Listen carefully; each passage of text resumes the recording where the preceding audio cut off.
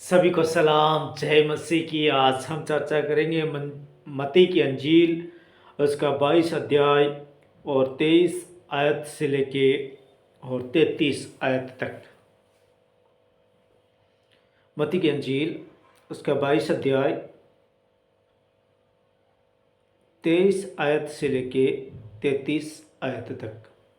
चलिए हम खुदावंत से दुआ करें। हे पिता परमेश्वर जी, तू दया करना, अनुग्रह करना पिता परमेश्वर जी। हे जो प्रभु जी सुंदर वचन पिता परमेश्वर जी हमारे हृदय में प्रभु जी तू जो बोलना चाह रहा है पिता परमेश्वर जी, ये हमारे हृदय में प्रभु जी 30 गुना 60 गुना और 100 गुना फल लाने वाला बने पिता परमेश्वर जी। और प्रभु जी ये वचन प्रभु जी हमारी भूमि के अंदर बोया जाए पिता परमेश्वर जी।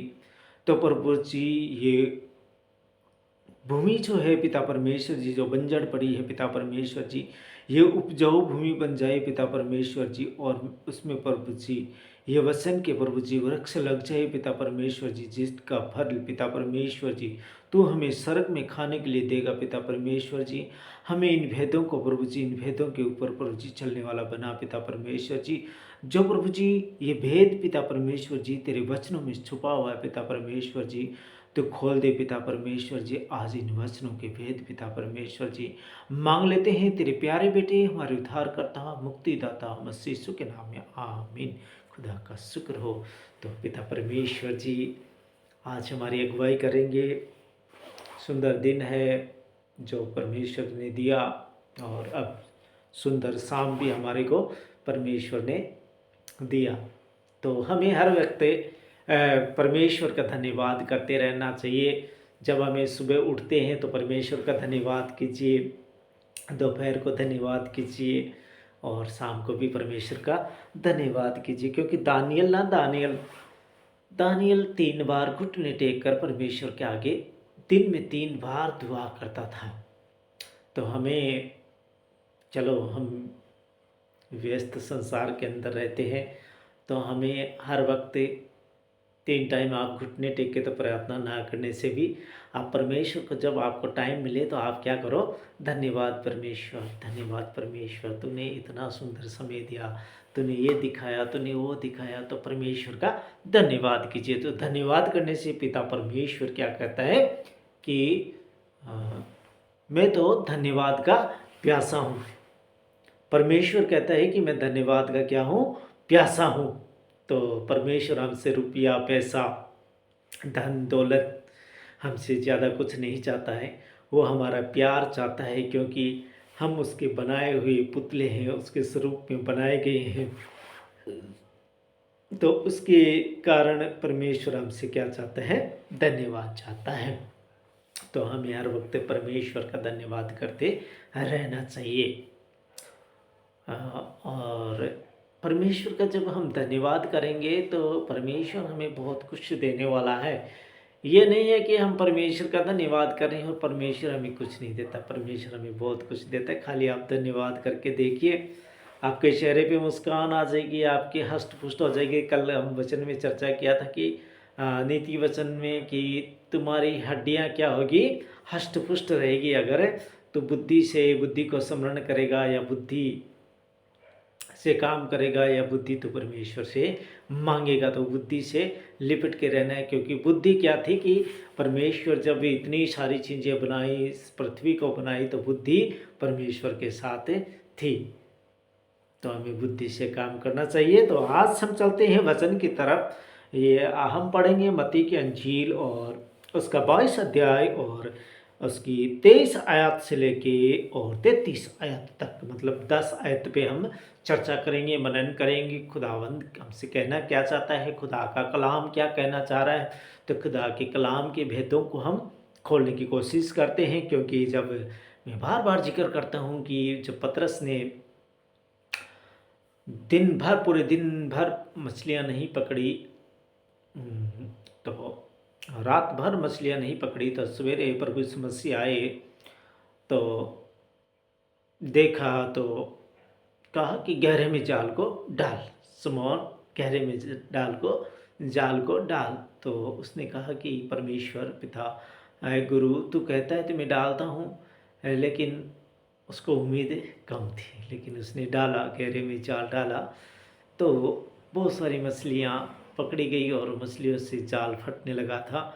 तो उसने कहा, अपने साथियों को आवाज़ लगाई कि आओ आओ, हमारी मदद करो, हमारी हेल्प करो, क्योंकि जाल जो है वो फटा जा रहा है।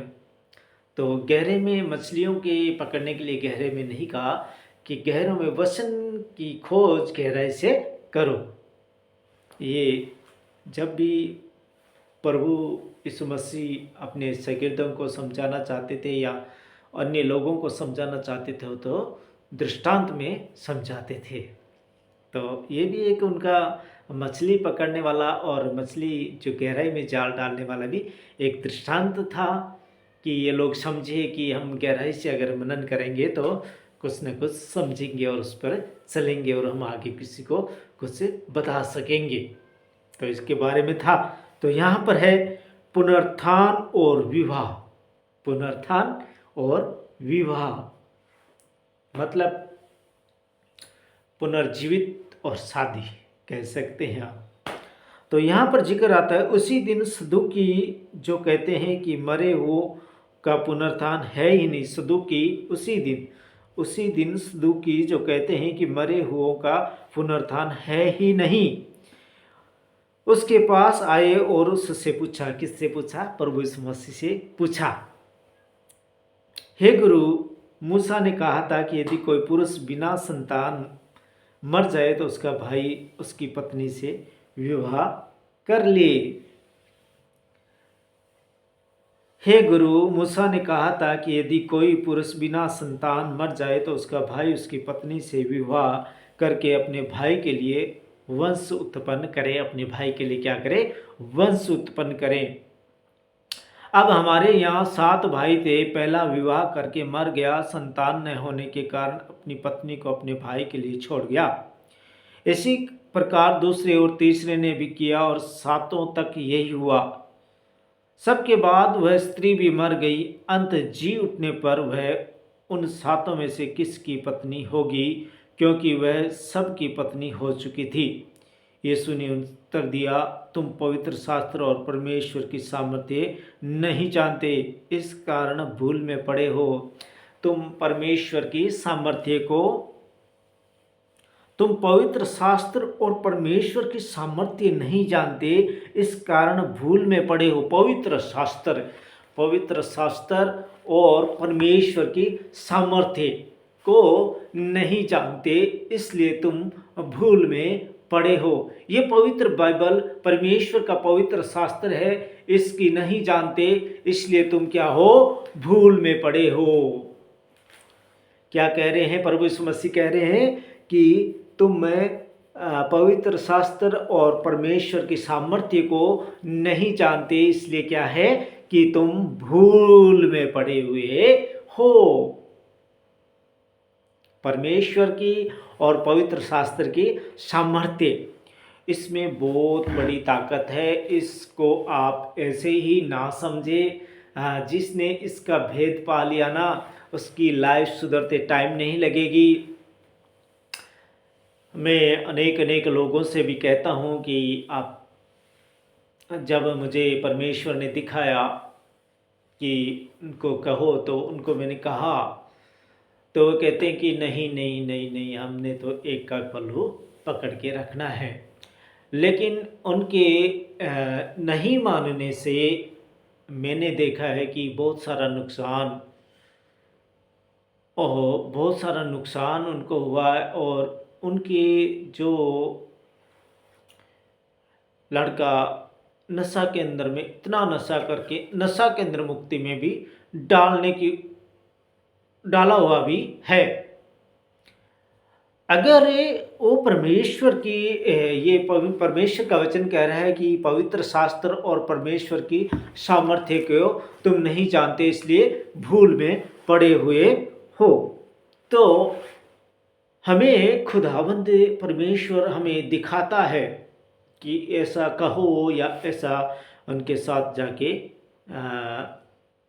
मेरी चर्चा करो, जैसा मैंने तुम्हें दिखाया। तो मैंने कहा कि आंटी अंकल, आपको ना चर्च में आपके पूरे परिवार को दिखाया, कहते नहीं नहीं नहीं नहीं नहीं, हम नहीं मानते। तो उसके ना मानने के कारण उनके ऊपर बहुत सारे संकट आके, और मेरे देखते देखते 3-4 साल के अंदर अंदर उनका लड़का भी नशा केंद्र मुक्ति में भी डाला गया है, और उनके 60-70 लाख रुपए तक भी उनकी दुकान भी बिकी। 60-70 लाख रुपए तक का उनको घाटा पड़ा। तो परमेश्वर का वचन मानना चाहिए। परमेश्वर हमसे बहुत कुछ बातें करते हैं, क्योंकि जिसने हमें बनाया है उसकी, यहाँ पर लिखा है कि पवित्र शास्त्र की सामर्थ्य और परमेश्वर की सामर्थ्य को नहीं जानते, इसलिए तुम भूल में पड़े हुए हो। किससे कह रहा है? परमेश्वर कह रहा है उन सदुकी लोगों से। सदुकी लोगों से, सदुकी लोग जो उनके पास आए, इस मसीह के पास आए और कहने लगे, उसी दिन सदुकी जो कहते हैं कि मरे हुओं में से पुनरुत्थान है ही नहीं, मरे हुओं में से पुनरुत्थान है ही नहीं। तो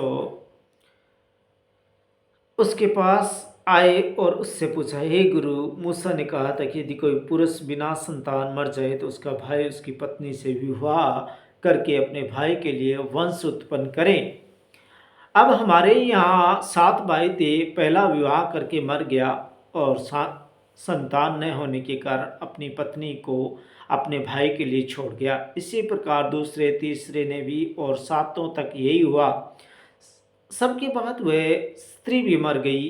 अंत जी उठने पर वह उन 7 में से किसकी पत्नी होगी?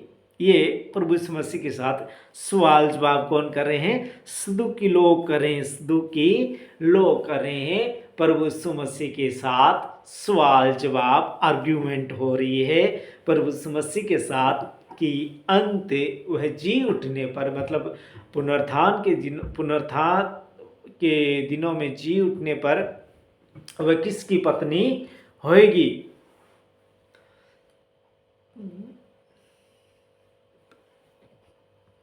किसकी पत्नी होएगी? तब प्रभु यीशु मसीह का क्या जवाब है?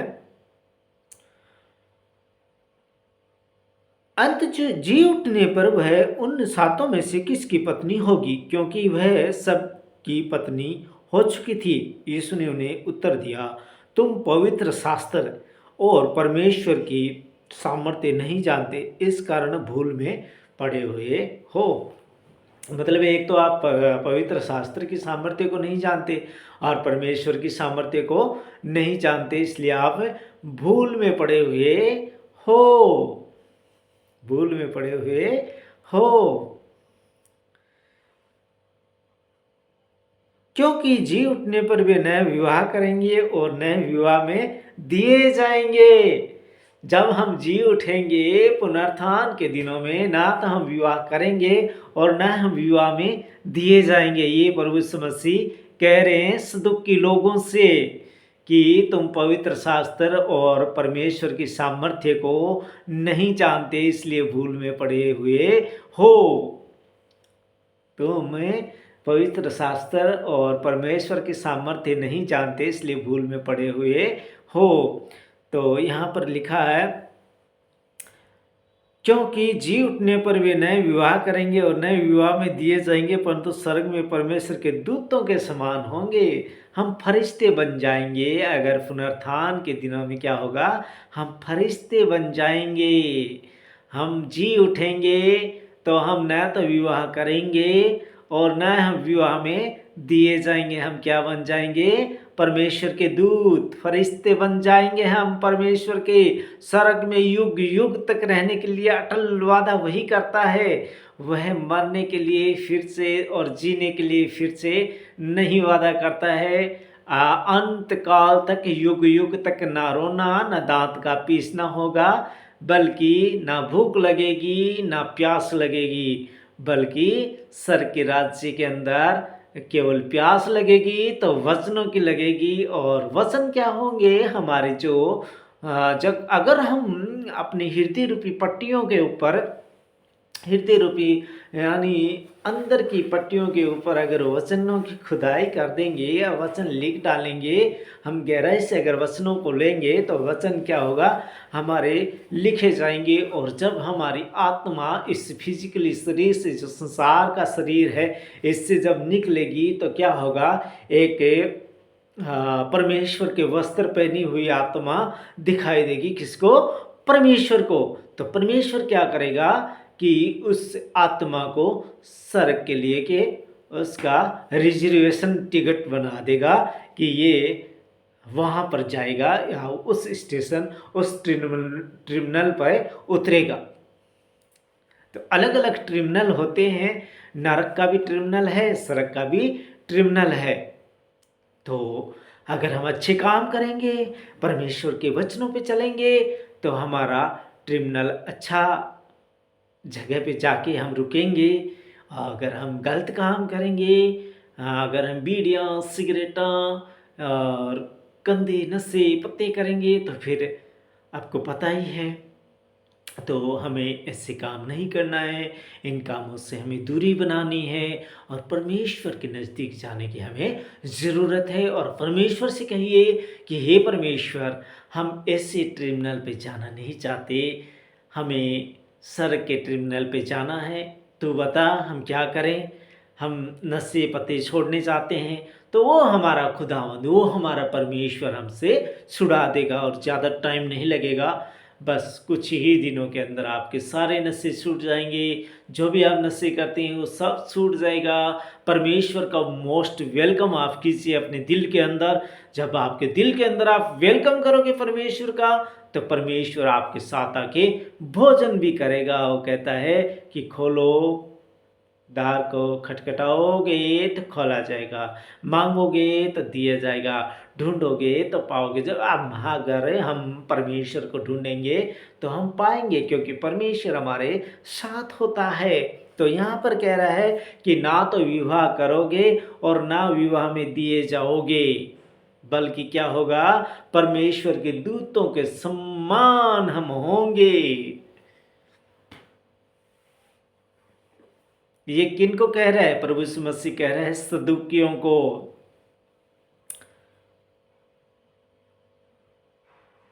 परंतु मरे हुओं के जी उठने के विषय में क्या तुमने ये वचन नहीं पढ़ा, जो परमेश्वर ने तुमसे कहा, मैं अब्राहम का परमेश्वर और इसहाक का परमेश्वर और याकूब का परमेश्वर हूँ। वह मरे हुओं का नहीं परंतु जीवितों का परमेश्वर है। ये सुनकर लोग उसके उपदेश से चंकित हुए। ये सुनकर लोग उसके उपदेश से क्या हुए? चंकित हुए। मतलब चंकित का मतलब है सोच में पड़ गए, अफसोस करने लगे कि क्या बात कही है प्रभु यीशु मसीह ने। सदुकी लोग चंकित हुए। यहाँ पर लिखा है, मैं अब्राहम का परमेश्वर और इसहाक का परमेश्वर और याकूब का परमेश्वर हूँ। वह मरे हुओं का नहीं परंतु जीवितों का परमेश्वर है। मरे हुओं का नहीं परंतु जीवितों का परमेश्वर है।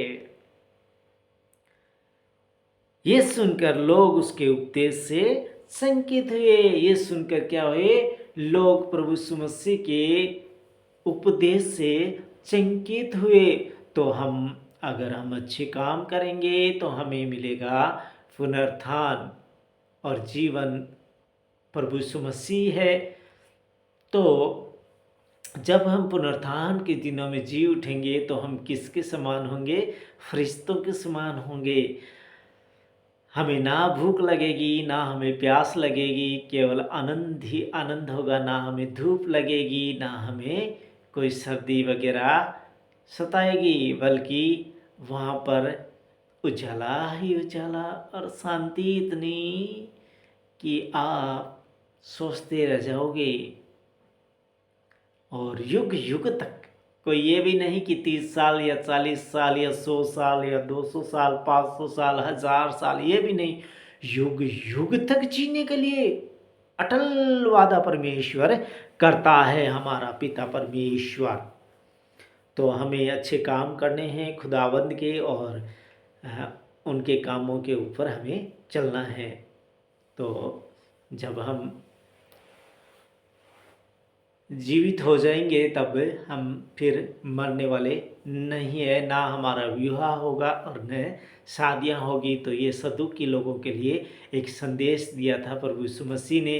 कहा कि मैं याकूब का परमेश्वर हूँ, मैं अब्राहम का परमेश्वर हूँ, मैं इसहाक का परमेश्वर हूँ, जो मरे हुओं का नहीं बल्कि जीवितों का परमेश्वर हूँ। इस मानव जाति को परमेश्वर ने रचा है, और ये मानव जाति परमेश्वर की है और परमेश्वर की रहेगी।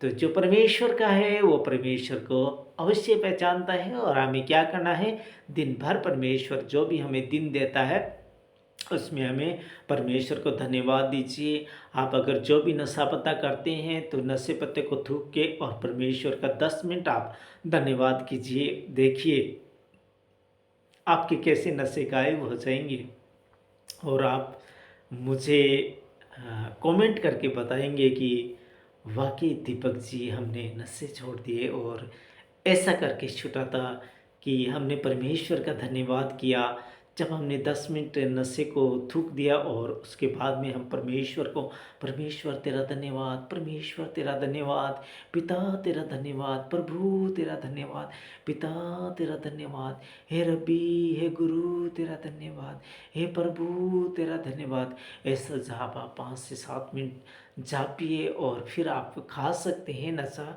क्योंकि जब मैंने नशा छोड़ा था तो मैंने कहा कि हे परमेश्वर, हे पिता परमेश्वर, तू मेरा हृदय को ऐसे पत्थर के जैसा कठोर कर देगा कि मैं इस गुटके को इतनी नफरत हो जाएगी कि मैं इस गुटके को देखूंगा तक नहीं। तो इतनी प्रार्थना करके और फिर क्या करता था मैं, दुकान में जाता था और फिर रजनीगंधा तुलसी 25 रुपीज़ की लेके और फिर खानी और फिर गाड़ी स्टार्ट करनी और फिर दिन भर काम करनी और दिन भर फिर गुटके खाने, 250-300 रुपये के रोज़ की गुटके खाने।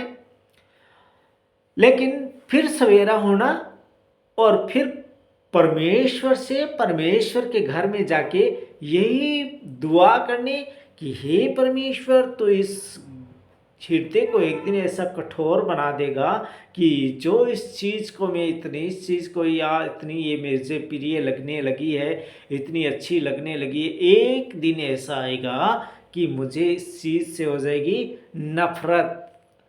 और ऐसा कम से कम 15 डे यानी 15 दिन तक मेरे साथ ऐसा ही चलता रहा। और मैं परमेश्वर से और पिता से ऐसे ही कहता रहा कि एक दिन मेरा ये हृदय पत्थर का दिल हो जाएगा और मैं इस चीज़ से नफरत करूँगा। और वैसा ही हो गया। 15 दिन के अंदर परमेश्वर ने उस गुटके को मेरी हृदय से निकाल के फेंक दिया और मुझे उस चीज़ से नफरत हो गई। धीरे धीरे करके वो मेरे सामने से हट गया। बहुत बार मुझे उस चीज़ को सपने में दिखाया गया शैतान की तरह, लेकिन मैंने कहा नहीं, तो जितना मर्जी मुझे दिखा, लेकिन इस चीज़ से मुझे हो गई है नफरत। अब मैं इस गड्ढे के अंदर पड़ने वाला नहीं हूँ। और मैंने ऐसा ही किया और अब मुझे उस चीज़ के बिल्कुल भी सपने भी नहीं आते कि वो मुझे शैतान पेश कर सके। लेकिन उसके भी कोई हिसाब किताब होते हैं कि मैं इतने दिन तक इसे दिखाऊंगा, इसका मन ललचाऊंगा कि ये खाता है कि नहीं खाता। लेकिन हम परमेश्वर का जब हम धन्यवाद करते रहेंगे तो परमेश्वर क्या है कि एक अटूट हमारे साथ संगम है परमेश्वर का। परमेश्वर अपने बच्चों से बहुत प्यार करता है, लेकिन शैतान क्या करता है, नाश करना चाहता है। शैतान भी अपनी फौज को परमेश्वर की फौज के साथ लड़ाना चाहता है।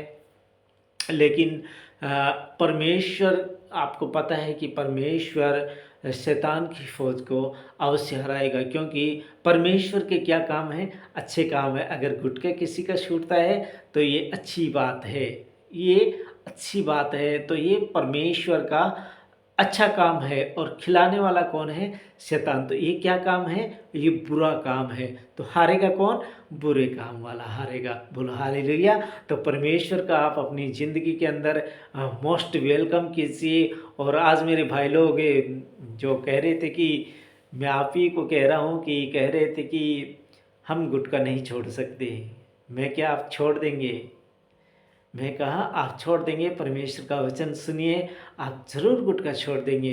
तो आप अपने जीवन के अंदर परमेश्वर का मोस्ट वेलकम कीजिए और आप खुदा से कहिए कि हे खुदावन, हम इस चीज़ को छोड़ना चाहते हैं क्योंकि ये गंदी चीज़ है, शैतान की दी हुई चीज़ है और हमें स्वर्ग में जाना है जहाँ युग युग तक जीना है।